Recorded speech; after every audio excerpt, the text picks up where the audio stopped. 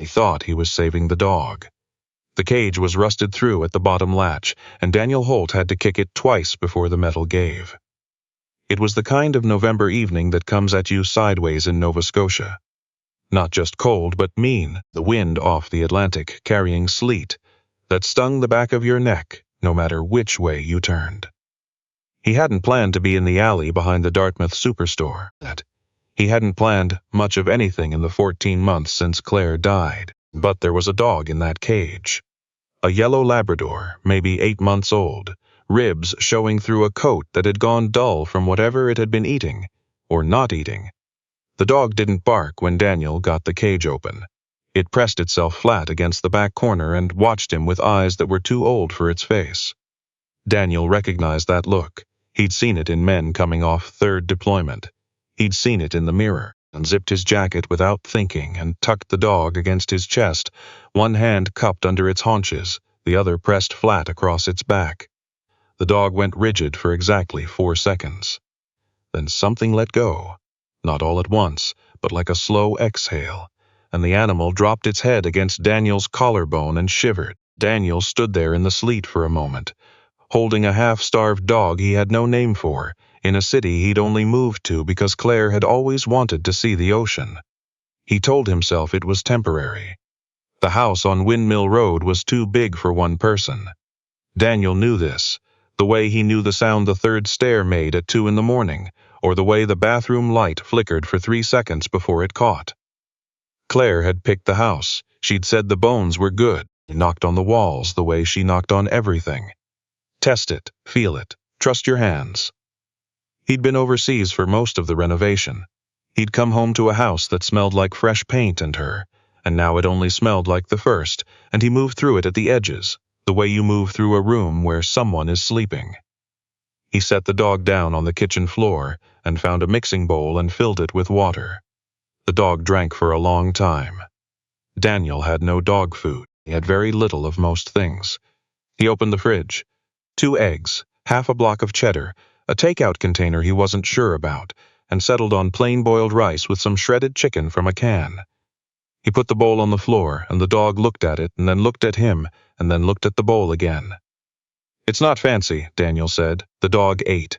He sat at the kitchen table and watched. Outside, the sleet had turned to proper rain, and it came down the windows in long, uneven lines. He'd planned to go to bed early. He'd been planning to go to bed early for about a year, and he never actually slept before 3. He sat in the kitchen most nights with a cup of tea gone cold and the radio on low. Not because he was listening, but because silence in that house was a particular kind of loud. The dog finished the rice and walked slowly across the kitchen floor and sat down on Daniel's foot, not beside it, on it. Daniel looked down. The dog looked up. There was a long pause of the kind that has no name. "All right," Daniel said. He called her Hazel. He wasn't sure why. It came to him on the second morning when the light came through the back window at a particular angle and caught the dog's eyes, and they were exactly that color, green and golden brown all at once. He wrote it on a piece of paper and left it on the counter like he was waiting to see if it felt wrong. It didn't. He took her to the vet on the 3rd day. Dr. Patricia Osey had a practice on Portland Street that smelled like antiseptic and something floral, and had a large photograph of a moose on the waiting room wall that Daniel found oddly comforting. Patricia was direct and warm in equal measure, the way the best medical people are. No, she ran her hands over Hazel with the practiced calm of someone who has assessed 1,000 anxious animals, asked Daniel 4 or 5 questions about what he'd found, and then told him Hazel was approximately 9 months old, underweight but otherwise in reasonable shape considering, and that she'd need vaccinations and time and decent food and to be kept warm. "Any idea how long she was out there?" Patricia asked. "No. She's not microchipped. No tags." Patricia scratched behind Hazel's ear, and the dog leaned into it with the total unself-consciousness of an animal discovering something new. "She trusts you already, though. That's not nothing. Some dogs take months." Daniel looked at Hazel on the exam table. She was looking at the door, ears half raised, tracking every sound from the waiting room. Alert, watchful, not afraid exactly. More like a creature that had decided to stay aware at all times, because the world had proven unpredictable. He understood that completely. "I'll take her," he said, and then caught himself, because he'd never actually said the words out loud before, and something about saying them made them real in a way the previous 3 days hadn't been. Patricia looked at him, not with pity. He'd learned, over this past year, to read the difference immediately. It was more the look of someone who sees a thing clearly, and finds it good. "She's lucky," Patricia said. Daniel wasn't sure which of them she meant. The neighborhood didn't know what to make of him. This wasn't entirely their fault. He'd moved in the previous February and had been, by any reasonable measure, the least approachable person on the street. He nodded at people.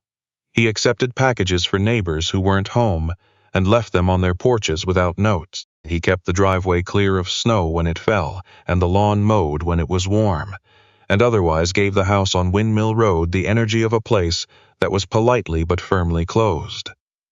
Margaret Calloway, who was 73, and had lived in the yellow house directly across the street for 31 years, had tried twice in the spring to bring him a plate of butter tarts, which was her standard approach to new neighbors, and had never failed her before. Both times he'd thanked her with the kind of genuine but brief courtesy that left no room for follow-up. She'd told her daughter on the phone that he seemed like a man who was carrying something heavy and had decided that made it nobody else's business. She wasn't wrong. But Hazel changed the geometry of the street. It started small. Daniel had to walk her. This was simply a fact, non-negotiable. Hazel made it clear from day 3 that she required movement, and would communicate this by sitting in front of the door and staring at it with a focus that bordered on accusatory. So Daniel walked her, twice a day, along Windmill Road and down to the small park by the water. And when you walk a dog in a neighborhood, you stop, not because you want to, but because the dog wants to smell things, and because other people see a dog and their whole face does something involuntary, and suddenly you are having a conversation you didn't agree to have. The first person was a boy named Owen. Owen was 6, maybe 7, the grandson of the man 3 houses down, staying for a few weeks while his parents were dealing with something nobody had explained to him in terms he found satisfying. He had red rubber boots and a very serious expression, and he came to the edge of the driveway the first morning and said, "Is that a golden retriever?" "Labrador," Daniel said. "What's the difference?" Daniel thought about this. "Labradors are wider." Owen considered this information carefully. "Can I pet her?" Daniel looked at Hazel, who was already sitting and looking at Owen with the alert, gentle attention she'd developed over the past week. "Ask her," Daniel said. "Hold your hand out flat." Owen held his hand out with enormous seriousness. Hazel sniffed it once and then licked it. Owen's face cracked open into a grin that was large enough to be slightly alarming. "She likes me," he said. "Seems that way. What's her name?" "Hazel." Owen nodded like this was a satisfying answer. He asked if he could walk with them to the park. Daniel said yes before he'd entirely decided to, and they walked the 2 blocks together, the boy chattering about something to do with a hockey card he'd lost, and Daniel listening in a way he hadn't listened to anything in a long time. When they got back to the street, Owen said, "See you tomorrow," in a tone that made it clear this was a statement of intent rather than a question. Daniel said sure. Margaret came out with the butter tarts on a Wednesday. This time was different, because Hazel saw her coming across the street and went immediately into a full-body wag, the kind labs do where the entire rear half of the animal becomes uncertain. Margaret laughed, a real, startled laugh, and crouched down in a way that seemed inadvisable for someone her age, but which she managed without difficulty and let Hazel investigate her coat pockets. "She smells the tarts," Daniel said. Smart dog, embarrassingly smart. Margaret stood and handed him the plate. "I'm Margaret, Yellow House. Daniel, I know. Owen talks about you constantly." She said this without any particular inflection, which Daniel appreciated. "He told me you were in the Navy."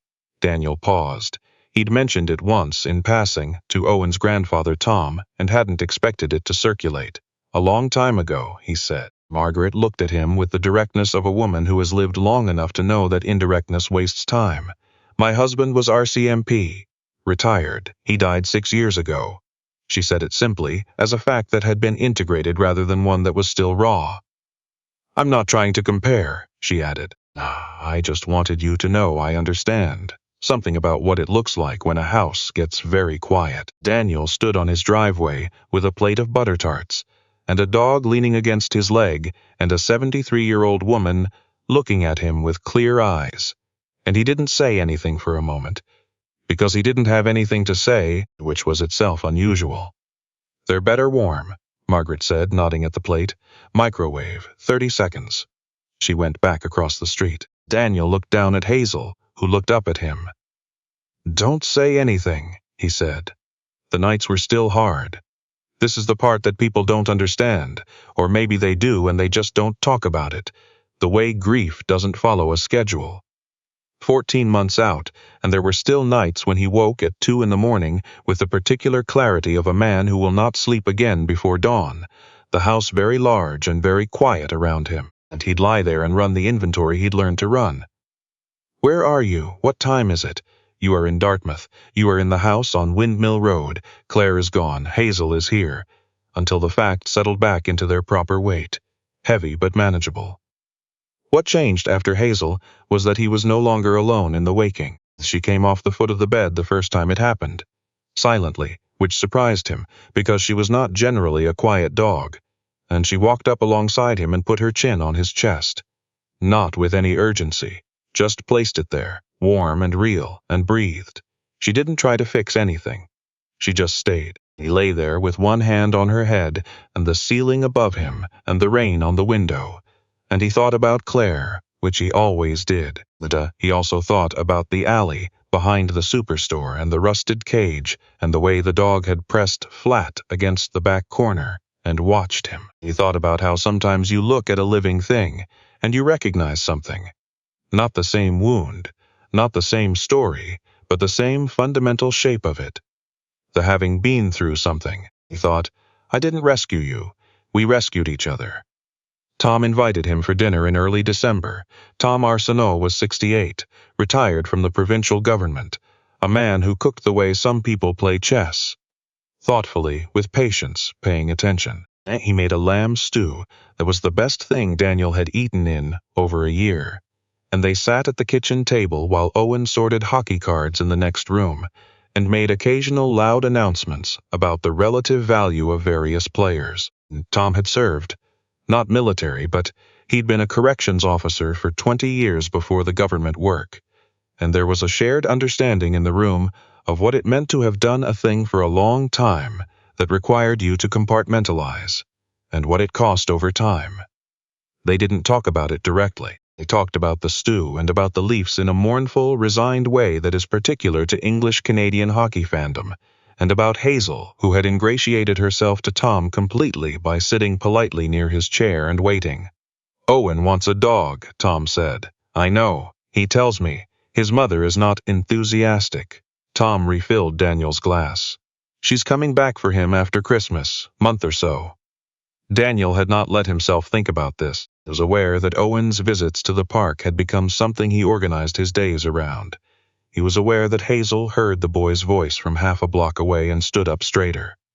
He's a good kid, Daniel said. He is. Tom was quiet for a moment. He doesn't have a lot of men in his life who are present. His father is present on paper, mostly. He said this without bitterness, in the tone of a man reporting on a fact he had accepted. So whatever you've been doing, walking him to the park, talking to him like he's a real person, it's mattered. Daniel didn't know what to do with this information, so he looked at his glass. Tom said, You don't have to do anything with that. I just wanted you to know. It was Hazel who found Margaret. They were coming back from the evening walk, just past 5, the sky already navy and the streetlights on, and Hazel pulled left so hard at the end of the driveway that Daniel stumbled. Not the usual investigative pulling of a dog who smells something interesting. This was purposeful. She crossed the street at a near trot, dragging Daniel with her, and went directly to Margaret's front steps and sat down and barked. One bark. Sharp and certain. Daniel looked at the front door. The porch light was off, which was unusual. Margaret kept it on at dusk without fail.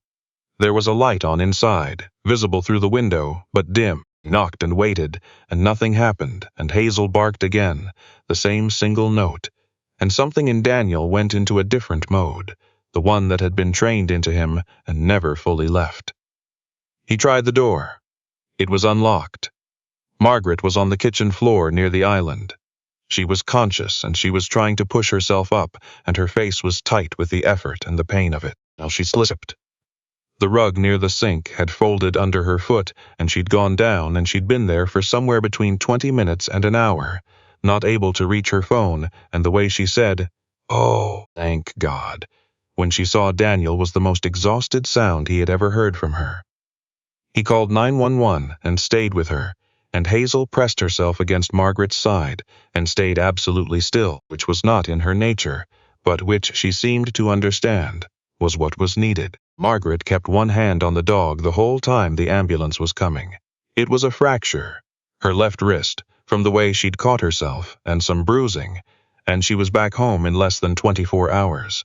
But that night, Tom came across the street and sat with Daniel in the kitchen and said, very quietly, "If you hadn't come when you did." Daniel shook his head. "Hazel," Tom said. Daniel looked at the dog, who was asleep on the floor with her chin on her paws, the picture of innocence. "She knew," Daniel said. He wasn't sure how else to explain it. He'd spent 22 years learning to read environments, the texture of a room, the thing that was off, the detail that didn't fit. He'd thought of this as trained, as something built by years of practice. But Hazel had known. Immediately, without reasoning, without question. She'd felt it in the air or heard something or sensed it, the way dogs sense things that don't have names yet. Tom said, "Good thing you took her in." Daniel said quietly, "I think it went the other way." Christmas came at the house on Windmill Road the way it hadn't come in a year. This is not to say it was easy. It was not easy. The first Christmas after Claire had been something he'd simply survived, the way you survive certain weather, by going through it and coming out the other side and not thinking too hard about what it cost. He'd spent it alone, by choice, in a house that still had her ornaments in a box he hadn't opened. He opened the box in early December. He wasn't sure what moved him to do it. He sat on the kitchen floor with Hazel beside him and went through it.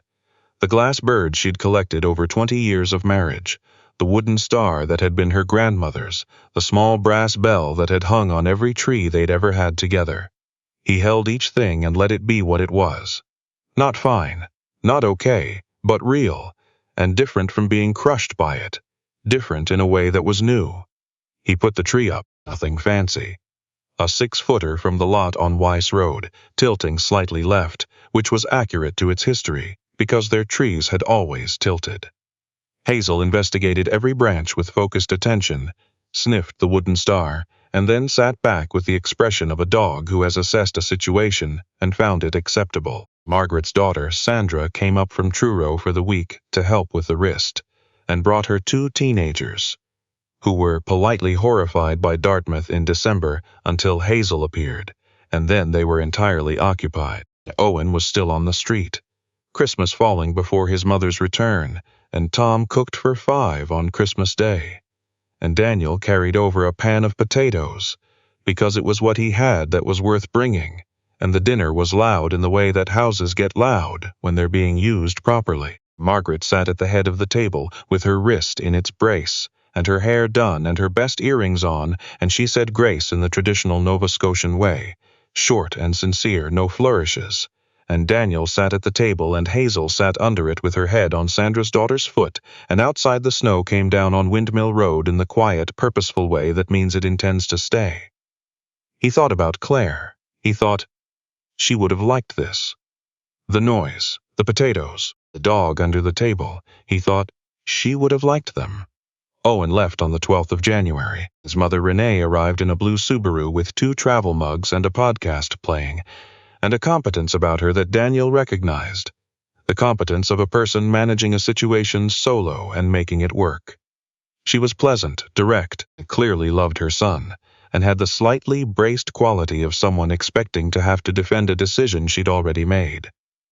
Daniel didn't ask about any of it, said goodbye to Hazel first, which was correct and expected.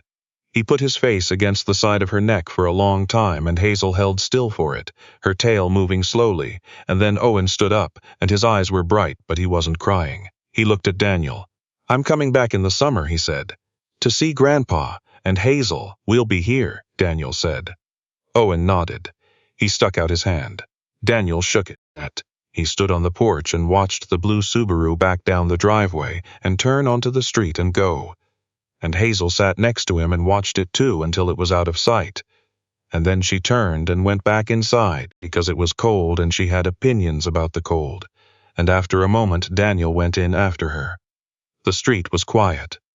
The snow from Christmas had settled and compressed, and the shoveled strips of sidewalk were edged and gray. Across the road, Margaret's porch light was on. Somewhere down the block came the sound of someone clearing their car, the familiar scrape of a brush on glass, the thud of snow off a roof. He stood in the front hall, he thought. "I moved here because Claire wanted to see the ocean," he thought. "I'm glad I came." In February, he started volunteering at the shelter on Lucknow Street. This was not a dramatic decision. It was a Tuesday, and Patricia mentioned it at Hazel's 6-month checkup, and he said he'd think about it.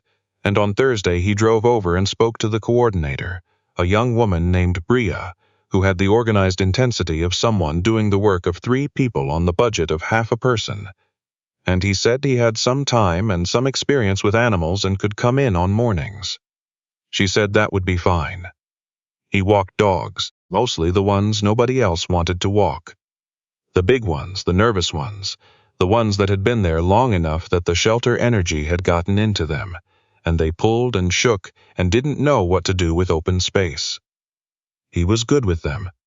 He was patient in the specific way that had nothing to do with thinking patient thoughts and everything to do with having learned, over many years, to let things take the time they need. There was a shepherd mix named Kodiak who'd been surrendered 3 times.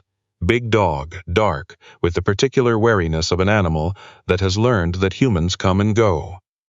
He sat at the back of the kennel and watched Daniel the way Hazel had once watched him from the back of the rusted cage, and Daniel pulled up a chair and sat outside the kennel door and read the paper. He came back the next day, and the 4th day, Kodiak came to the front of the kennel and put his nose through the bars. Bria was passing in the hall and she stopped and looked and said, "He hasn't done that." "He just needed some time," Daniel said. Bria looked at Daniel. She said, "How long were you in the Navy?" 22 years. She nodded slowly, like this explained something. "We get a lot of vets in here," she said. "They're always the best with the difficult ones." Daniel thought about this for a while after. He thought about the things that break you and the things that hold. He thought about a rusted cage and a November alley, and a dog with eyes too old for its face. He thought about Margaret on her kitchen floor, and Owen's serious face, and Tom's lamb stew, and the Christmas tree that tilted left, always left. He thought about Claire knocking on walls, trusting her hands.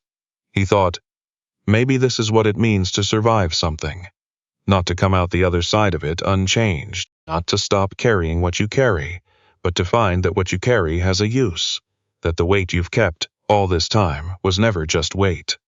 Maybe it was ballast, and maybe that made the difference. The photograph on Daniel's desk, by spring, showed 4 things. The tree on Windmill Road with the Christmas lights still on it, Hazel in the foreground with her ears up and her eyes bright, Owen crouched down beside her with his face wide open into that alarming grin, and behind them, barely in frame, Daniel himself. Not looking at the camera, looking at the dog, with the expression of a man who has remembered, slowly and not without cost, that the world contains more than loss. Margaret had taken it. She'd come across the street in her coat and her good earrings and said, without ceremony, "Stand still," and then it was done. He hadn't known what to do with it at first. He'd left it on the counter for a week. Then he'd found a frame, a plain one, wood, nothing special, and he'd set it on the desk in the room that had been the study and which he was starting, slowly, to use again. He looked at it sometimes when he was sitting with his tea in the morning, looked at it and thought of the alley, and the sleet, and the dog that wouldn't bark. He thought, I was trying to save her. But maybe the braver thing, the harder thing, the thing that took everything he had, was learning to let her save him back.